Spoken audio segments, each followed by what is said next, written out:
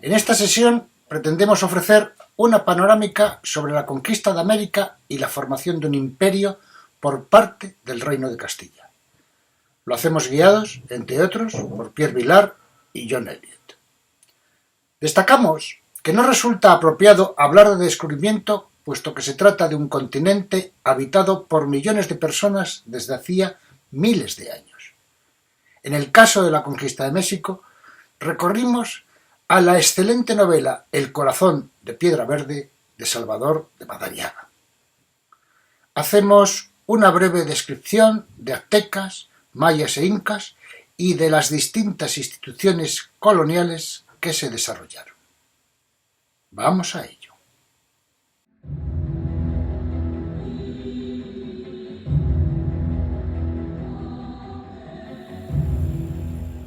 Vamos a comenzar activando un vídeo de poco más de 4 minutos del canal argentino Educantina en YouTube, que resume la llegada de los españoles a América y los primeros pasos de la conquista.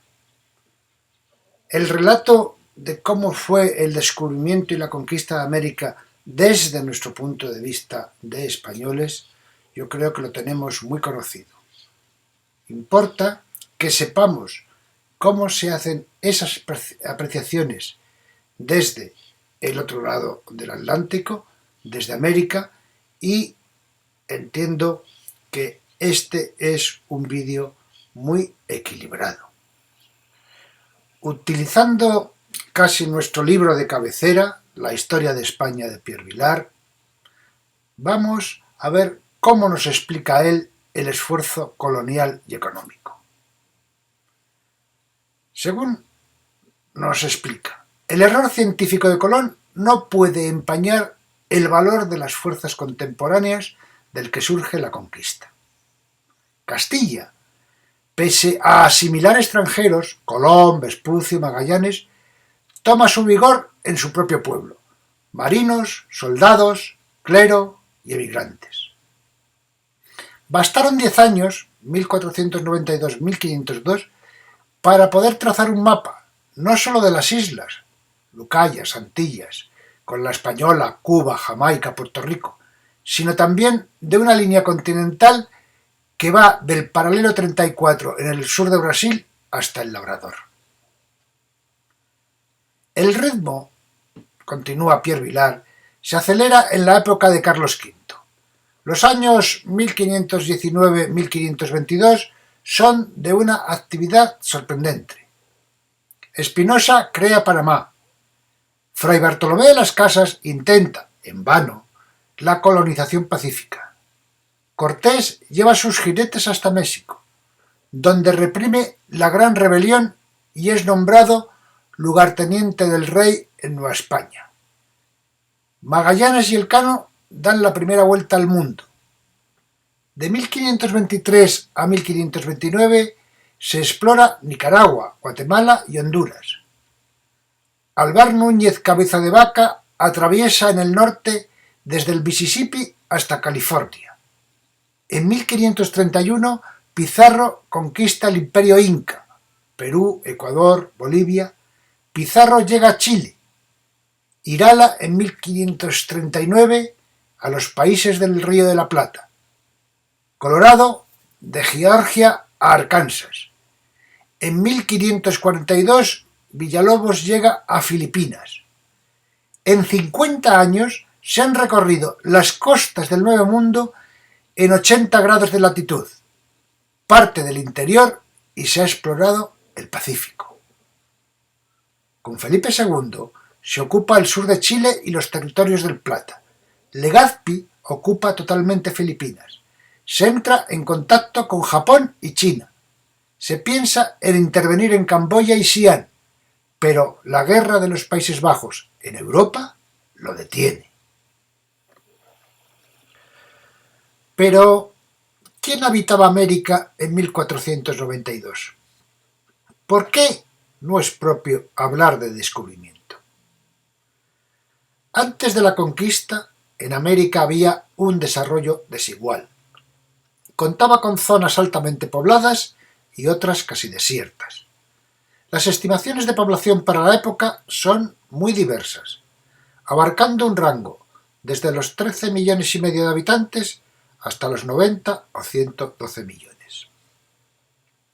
En el norte de América, los habitantes pertenecían al Imperio Azteca, un estado de civilización superior basado en el cultivo del maíz. Los mayas ocupaban en el sureste de México la península de Yucatán y la actual Guatemala.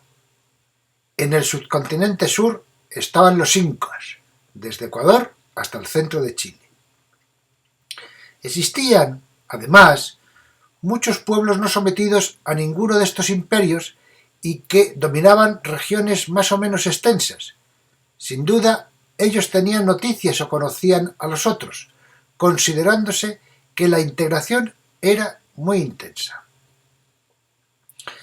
La conquista y anexión del Nuevo Mundo por parte de España se realizó en menos de 50 años. Las Antillas fueron el punto de partida para llegar al Imperio Azteca. Desde Panamá, por la costa del Pacífico, se avanzó a Perú y Chile. Y la empresa de Hernando de Magallanes, que bordeó el continente por el Atlántico, permitió la penetración del Río de la Plata. La colonización del interior se realizó desde el Alto Perú. Pueden observar en el mapa correspondiente a 1492 cómo había distintos pueblos que ocupaban zonas que luego fueron objeto de ocupación y conquista.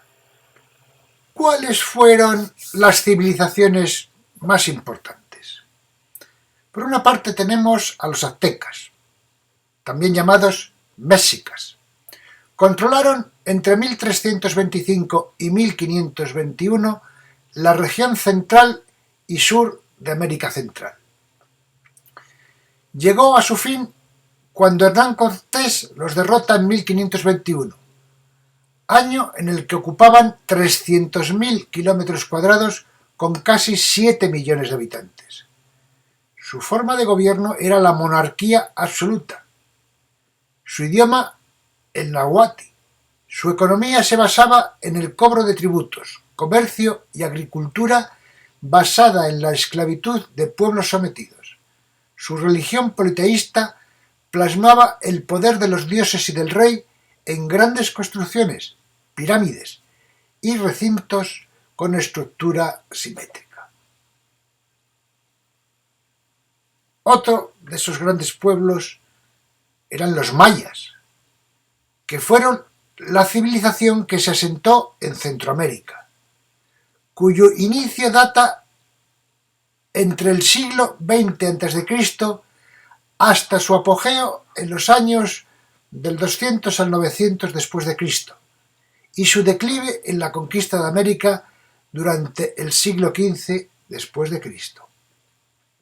Tuvieron grandes avances en matemáticas, escritura, arquitectura, astronomía, así como su propia organización social, política y religiosa, que influyó en el desarrollo de las culturas posteriores hasta la actualidad. Finalmente, vamos a citar a los incas, civilización asentada en Sudamérica desde el siglo XIII hasta la llegada de Francisco Pizarro en el siglo XVI. Su capital, Cuzco, se extendían por 4.000 kilómetros cuadrados con unos 10 millones de habitantes. Desde el sur de la actual Colombia, Ecuador, Perú, Bolivia y gran parte del norte de Argentina y Chile.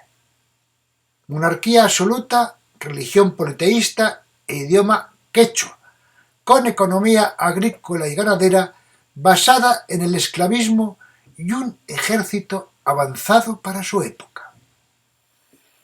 El inicio, ya lo hemos comentado, fue fruto de la casualidad por un error geográfico. Tienen ahí los 4 viajes que realizó Colón, ya a partir del segundo, con constancia de que habían encontrado algo nuevo. ¿Cuál fue el leitmotiv? La caída de Constantinopla por el Imperio Otomano en el año 1453, impidió la comercialización entre Europa y las Indias por medio del mar Mediterráneo. Ello impulsó a las grandes metrópolis europeas a tomar medidas alternativas para poder mantener su actividad comercial. El desarrollo de la industria naviera, con barcos que podían resistir extensos viajes, con suficiente comida y provisiones para toda la población. Esto, junto a los avances cartográficos, científicos y geográficos, posibilitaron el hecho de que se exploraran sitios remotos. Finalmente, dada la religiosidad de la época, el deseo de las metrópolis europeas de extender la religión católica hacia otros lugares del mundo y expandir sus costumbres en los nuevos territorios. La pugna con Portugal y el reparto del mundo. Ya habíamos comentado, al hablar de los reyes católicos, que tras la victoria de Isabel la Católica, que une la corona de Castilla con la de su esposo Fernando II en la corona de Aragón, proyecta a Portugal, sin salidas hacia el interior, a una fase de exploraciones, de viajes en busca de nuevos territorios. En 1492 ya sabemos que se produce la llegada de Colón a las Antillas. Esto crea una tensión. Y tras varias negociaciones se resuelve en el conocido, finalmente, porque hubo varios, como Tratado de Tordesillas, fechado el 7 de junio de 1494. Se compone de una serie de acuerdos entre el rey Fernando II de Aragón y la reina Isabel I de Castilla por una parte y el rey Juan II de Portugal por otra, con la mediación del Papa Alejandro VI, por el que se establece una nueva línea de demarcación entre las dos coronas, que corre de uno a otro polo, 370 leguas al oeste de las islas de Cabo Verde. La modificación de la línea de demarcación que dividía el mundo entre España y Portugal dio origen a Brasil, cuya extremidad oriental quedó situada dentro de la zona portuguesa. Observen el mapa mundi que les he señalado. No se siguió a ciencia cierta, puesto que luego Brasil se extendería hacia territorios que correspondían a Castilla y Filipinas acabó perteneciendo al rey de Castilla. Este documento, el Tratado de Tordesillas, es esencial para comprender la historia de América y de las relaciones económicas y culturales entre América y Europa. La primera gran conquista en el continente, 1521, va a ser la conquista de México, que constituirá el virreinato de Nueva España, con dos protagonistas, el español Hernán Cortés y el emperador azteca Moctezuma. Para recrear, para entender la conquista de México, recurrimos en esta ocasión a una obra de ficción, a una novela histórica, pero muy rigurosa. Estamos hablando de El corazón de piedra verde de Salvador de Materiano. Está considerada como una de las mejores novelas históricas sobre la conquista del Nuevo Mundo. Incluye en sus páginas personajes históricos como Moctezuma, Cristóbal Colón, Hernán Cortés, Cuauhtémoc, Bernal Díaz del Castillo o Netzahualpi, entre otros. La historia transcurre a finales del período precolombino en Ciudad de México, con la historia de la princesa Xochitl, hijo del rey Nezahualcóyotl, y en ella se describe detalladamente la vida cotidiana de los antiguos aztecas, tanto de sus clases humildes, comerciantes, sirvientes o guerreros, como de sus clases ricas, sacerdotes, nobles y funcionarios del gobierno. La novela se desarrolla en dos planos que van alternándose. La historia que transcurre en el Nuevo Mundo ofrece un gran fresco de costumbres, supersticiones y referencias sociales y culturales del pueblo azteca. Por otro lado, la historia de una familia española, los Manriques, con la vida de Alonso de Manrique, educado en el arte de caballería, luego hombre de Dios que abandonará los hábitos por imperdonable pecado y decide viajar a tierras extrañas, ofrece también numerosos detalles de la vida y las condiciones sociales, políticas y económicas de Castilla a finales del siglo XV.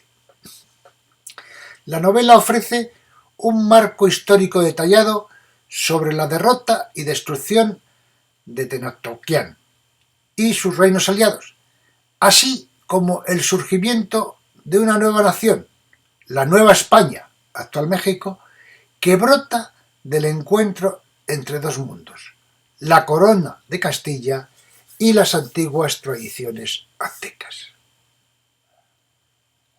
Salvador de Madariaga es un personaje fundamental en la historia de España.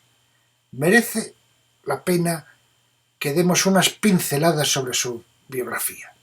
Nacido en La Coruña en julio de 1886, murió en Locarno, Suiza, en diciembre de 1978. Ingeniero de formación, escritor por vocación y diplomático. En 1914 ingresó en la Liga de Educación Pública, de la que también formaban partes Ortega y Gasset, Azaña, Fernando de los Ríos, Américo Castro, Araquistáin y Ramiro de Maeztu. En 1921 es asesor permanente de la Sociedad de Naciones, lo equivalente a la ONU en aquella época. Escribe habitualmente en los suplementos literarios de los periódicos ingleses Times y Manchester Guardian. En 1928 le nombran profesor de lengua española en la Universidad de Oxford. En 1931 el gobierno de la Segunda República lo designa embajador, primero en los Estados Unidos y después en Francia. También durante la Segunda República fue ministro de Instrucción Pública y Bellas Artes y de Justicia en los gobiernos moderados de los Bush. Exiliado tras la Guerra Civil, en 1962 fue uno de los organizadores de los diferentes sectores antifranquistas en el marco del Movimiento Europeo de Múnich, reunión que el régimen denominó Contubernio de Múnich. Hay que acotar que recientemente Madariaga era un liberal convencido y un profundo anticomunista. La CIA norteamericana estuvo jugando a dos barajas. El Contubernio de Múnich, que prácticamente organizó Madariaga, estuvo sufragado por la CIA. En 1973 recibió el Premio Carlomagno, uno de los mayores galardones de Europa. Tras la muerte de Franco, ingresó en la Real Academia Española y en la Real Academia de Ciencias Morales y Políticas. Poco antes de morir, en 1978, recibió la Gran Cruz de Alfonso X el Sabio.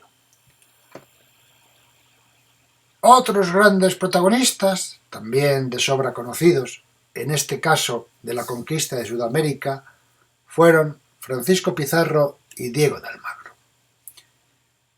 Pizarro nació en 1476 en Trujillo, Cáceres, y murió en 1541 en Lima, Perú.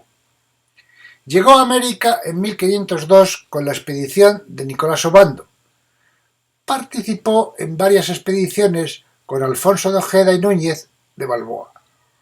En 1524 se asoció con Diego de Almagro para conquistar Perú, lo que le supone 8 años con muchas vicisitudes y penalidades. En 1532 captura al rey inca Atahualpa con 168 soldados y 37 caballos. Establece alianzas con la nobleza de Cuzco que le entregan 84 toneladas de oro y 164 de plata. En 1535 funda Lima, se enfrenta con Almagro por el reparto de las conquistas y ordena la ejecución de Almagro, y los partidarios de Almagro, agrupados en torno al hijo de este, le dan muerte de una estocada en el cuello el 26 de junio de 1541.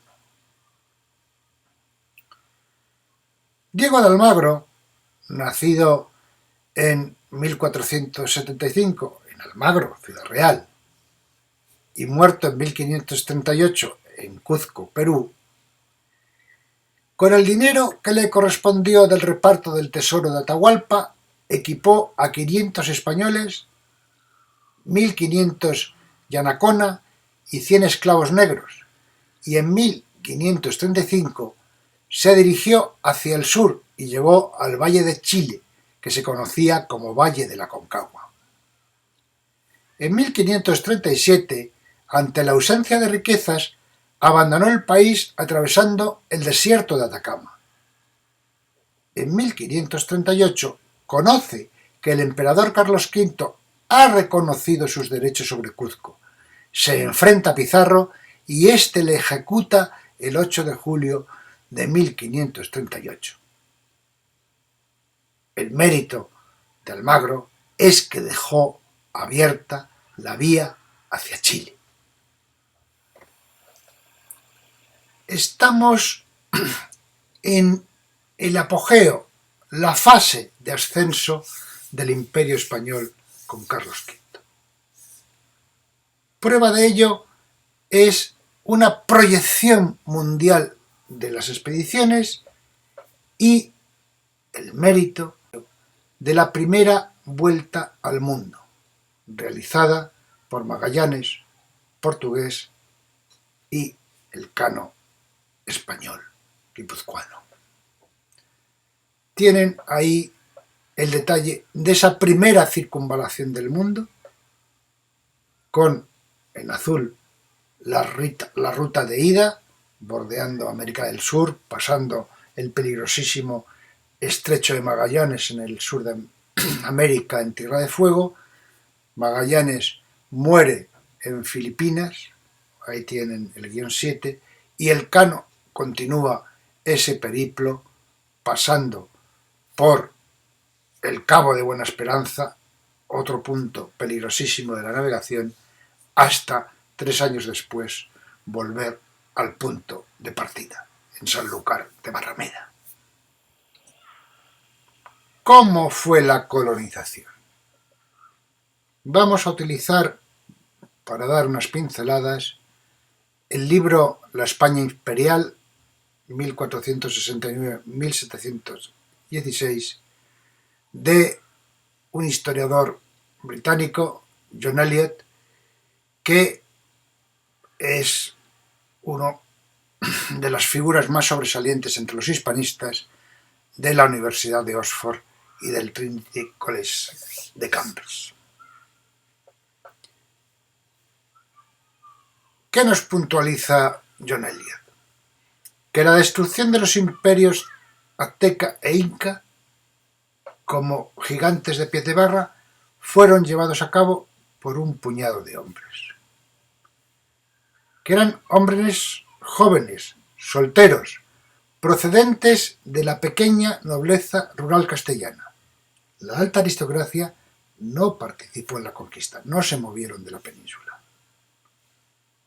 Eran hombres acostumbrados a conseguir riquezas por el saqueo de la guerra a los moros, y a lo que aspiraban, el rango social se obtenía por la posesión de tierras. Cuando emprendieron una expedición había unos acuerdos sobre el repartimiento del botín. Una parte, siempre quedaba así establecido, era para la corona.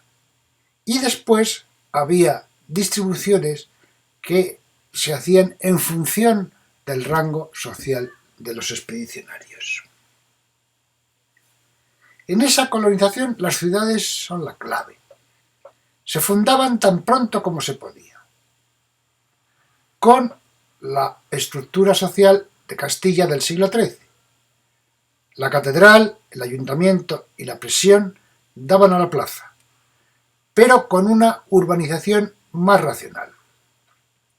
El modelo era el de Parrilla, cuadras y cuadrados, de la ciudad campamento de Santa Fe, en la conquista de Granada, que estaban inspiradas en los modelos urbanísticos del Renacimiento, que a su vez los había tomado de la civitas romana. La organización social se basaba en el modelo castellano de las encomiendas de las órdenes militares.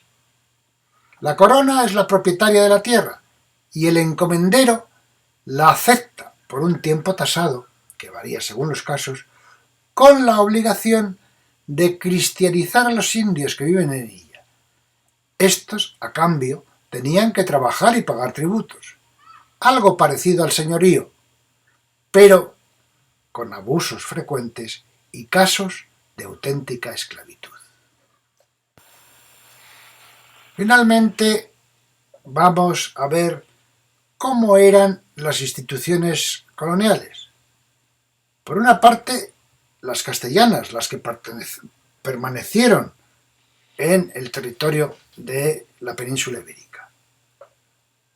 La corona, la de Castilla, con un único monarca por la unión dinástica, era a su vez la titular de los nuevos territorios americanos y asiáticos, y se incluían también los de Europa, tanto en Nápoles como en Flandes, etc.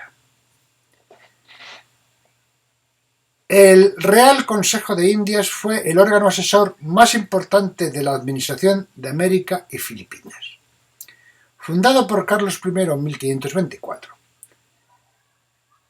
Sin sede fija, seguía a la de la corona.